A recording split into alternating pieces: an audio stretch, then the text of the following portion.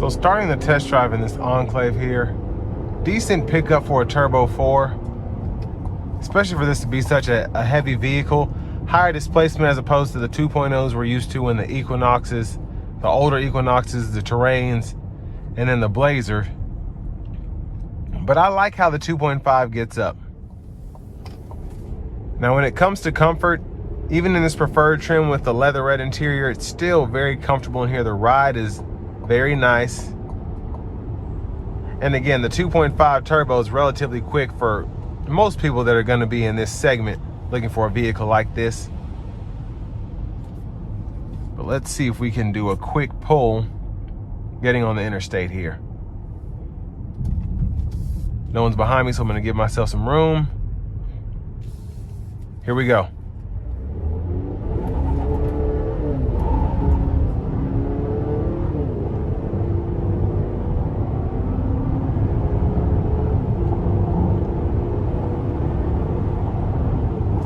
Now, I wasn't flooring it by any means there. It is wet out and it's a new vehicle, but I actually probably could have floored it with this having 2,200 miles on it, but still pretty good pickup, just merging power wise.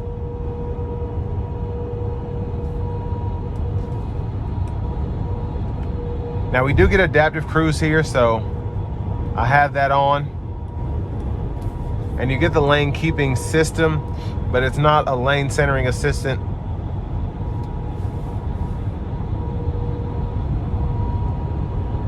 So as I go off the side there, it'll kind of ping me back.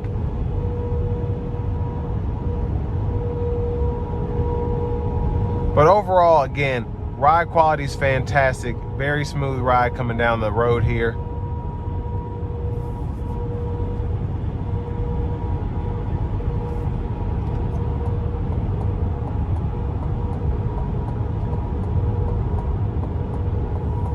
And I just like how everything sets in this Enclave. The hood slopes down, even though it's just a little bit above the windshield there. Still very easy to see out of. And then of course with your blind spot monitors and, you know, just the overall visibility here is fantastic.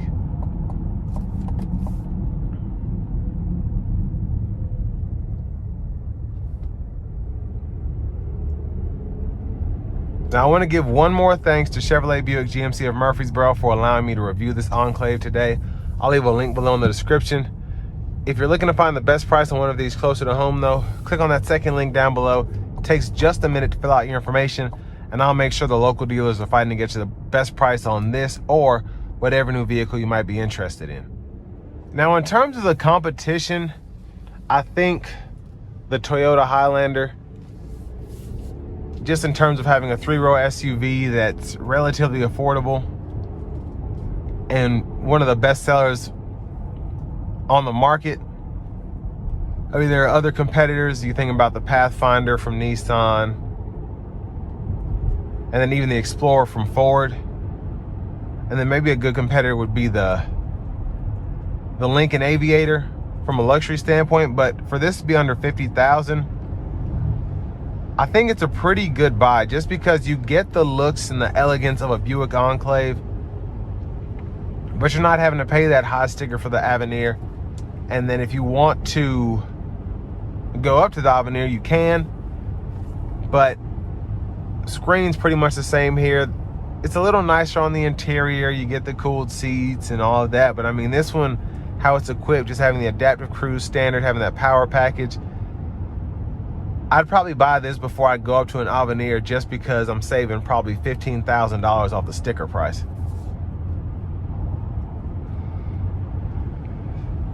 And again, where the interest rates are so high now, that can be the difference in $200 a payment.